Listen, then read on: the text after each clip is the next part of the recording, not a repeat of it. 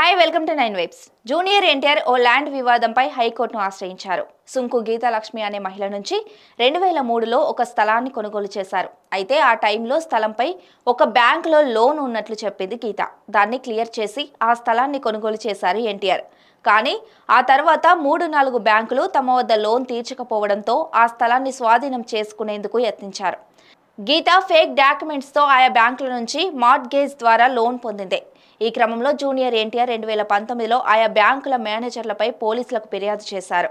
1996లో ఈ స్థలాన్ని తనఖా పెట్టి ఒక బ్యాంకులో మాత్రమే లోన్ తీసుకున్నట్లు చెప్పిందని ఫిర్యాదులో పేర్కొన్నారు. 1996లోనే తమ వద్ద గీతాలక్ష్మి స్థలం పేపర్లు తాకట్టు పెట్టి లోన్లు తీసుకున్నట్లు బ్యాంకులు ట్రిబ్యునల్ను ఆశ్రయించగా బ్యాంకులకు అనుకూలంగా తీర్పు వచ్చింది.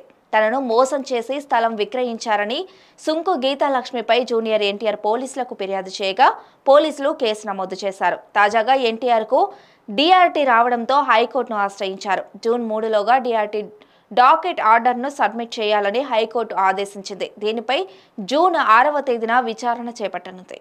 Stay tune to 9 vibes.